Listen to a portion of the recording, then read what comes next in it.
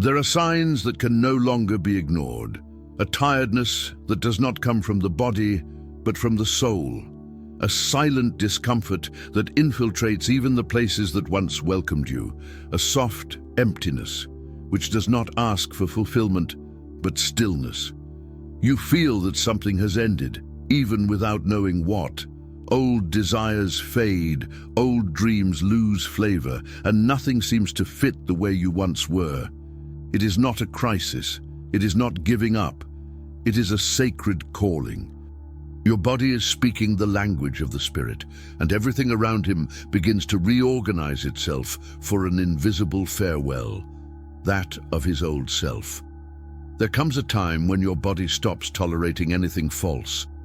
Sleep is no longer restful. Food is not satisfying. And your energy becomes so sensitive that even familiar places seem strange. It's not burnout. It is not a disease. And it is not just a passing phase. It is something deeper. You're not just waking up. You are completing the process. You are entering your final awakening. This stage is not announced with ecstasy or euphoria. It arrives silently, through fatigue, disconnection, and strange changes in your body that seem inexplicable.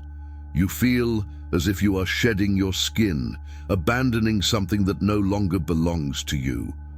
Your thoughts slow down, your vision becomes sharper. The senses are louder than the words. You can no longer tolerate what you once endured. He can no longer fake emotions, and the body becomes the first to show the signs that the soul is detaching itself from the illusion. The final awakening is not about learning something new. It's about ceasing to be everything you never were.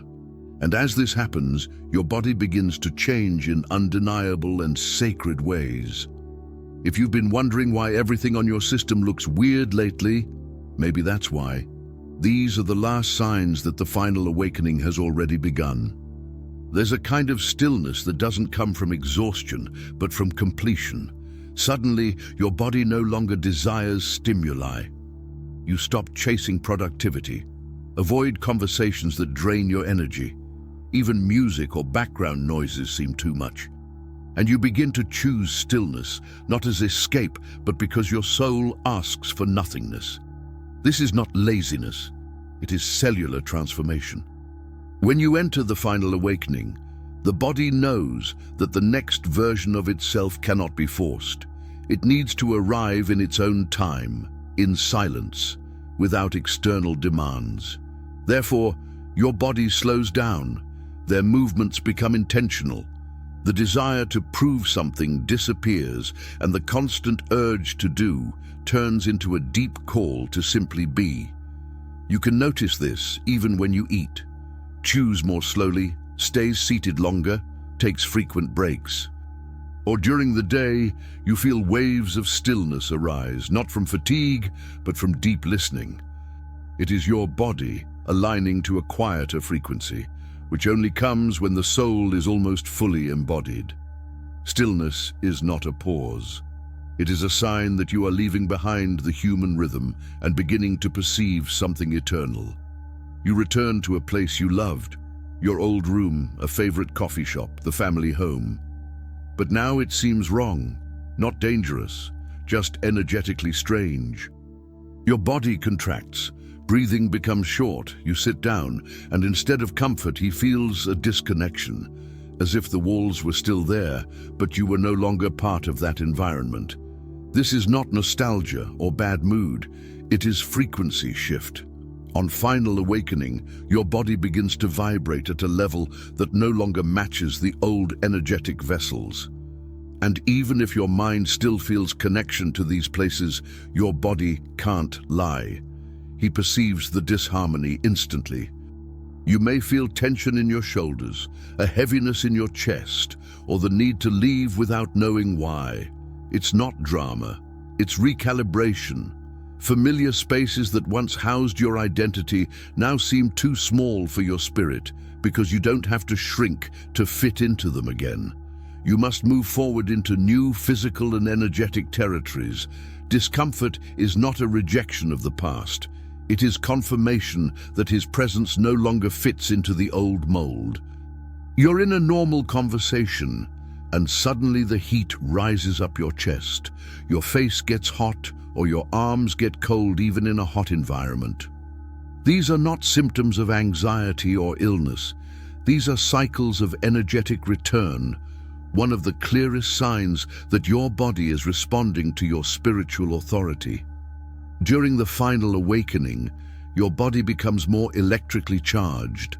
Speaking your truth, processing deep emotions, or even keeping quiet can trigger intense energy movements.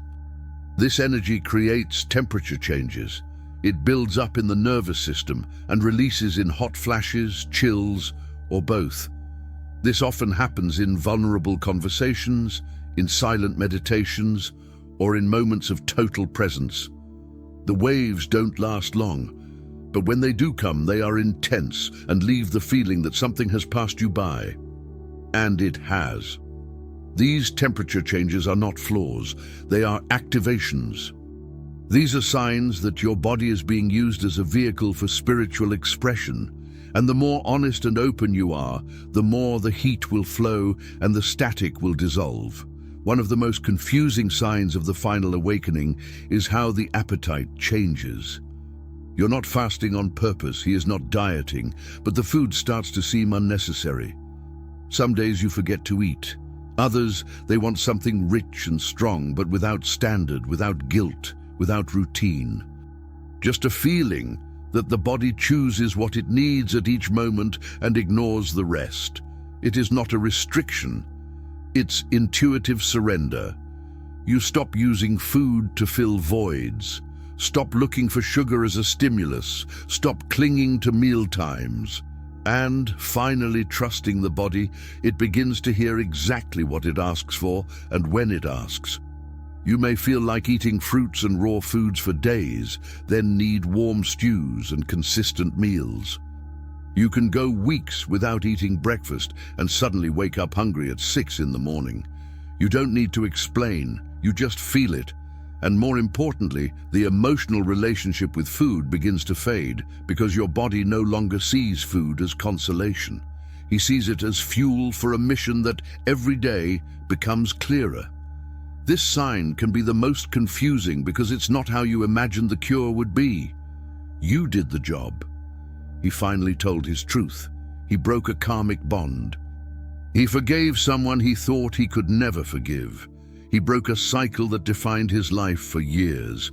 And now, instead of feeling lightness and triumph, he feels empty. Not sad, not broken, just hollow, as if something inside had been turned off. As if walking with a space in the chest where there was something before. Many believe that emotional closure brings euphoria or immediate peace. But in the final awakening, the closure is different. He doesn't arrive with celebration. He leaves with silence. The body, after carrying hurt, guilt, resentment, or old patterns for so long, doesn't know how to exist without them. And when that energy is finally released, the body doesn't scream. He stops, pause, breathe. But he also feels disoriented by the new emptiness. You may feel it after a long overdue conversation, after leaving someone who seemed to be your home, or even after an inner realization that destroys an old illusion. The moment itself is powerful, but it is what happens after that shows your reality. You stay emotionally quiet. Appetite disappears. You don't seek distractions and find yourself staring at walls, not out of boredom, but because your system is rebooting. This emptiness is not failure, it's integration. It's the pause between who you've been and who you're becoming. Your body is adjusting to the absence of a weight that you carried for so long that you had already forgotten what it was like to live without it. Don't try to fill the space quickly. Don't rush to give it meaning. Let the emptiness echo, because what will come next is not a return to the old. It is the arrival of something totally new, and your body already knows that you're ready for it. You walk into a crowded store, and suddenly your legs weaken. He participates in a conversation and his voice tightens. He visits a place from the past and his stomach contracts. These reactions are not random. They are energetic shutdowns and become more intense as you enter the final awakening. Your body begins to reject frequencies that are no longer for you, and it shows it through temporary disconnections, a foot that falls asleep, a dry throat, a sudden pain in the back. These are not health problems, they are energetic rejections. Your body no longer wants to tolerate what drains it, therefore he stops pretending. Collect your energy, limits the flow, it gives signs. This space is not aligned. You must not remain here. This happens especially when reviewing people or places connected to the old self. Maybe it doesn't look bad, maybe just weird. Discomfort is the body's way of warning that its mission is no longer there. Don't force yourself to stay. Respect the intelligence of your physical field, because the more you honor where your body contracts, the faster it will find the spaces where it expands. You open your eyes in the morning, but instead of feeling rest, you seem to have come back from a long trip. The limbs are heavy, the chest full. There are no dreams to remember, no images to connect, but there is a strange emotional weight, as if the body has gone through something and the mind has not been invited to remember. This is not insomnia, it's not bad sleep hygiene, nor is it about dreaming in the conventional sense. During the final awakening, your energy field begins to participate in deep nightly integrations, and your body becomes the vehicle of this work. They are not symbolic dreams or unconscious processes. These are real energetic tasks, ancestral healings, dissolving karmic threads, transmuting collective energies, or releasing soul contracts. You may not be aware of these operations, but your body is the one that performs the work. Therefore, he wakes up with the feeling of having already lived a whole day before the sun even rises. The shoulders are sore, the spine rigid. You feel emotions that do not belong to your current reality. On some mornings, sadness. In others, a strange serenity. And he doesn't know how to explain. He just feels like he's been somewhere. And this is not just a metaphor.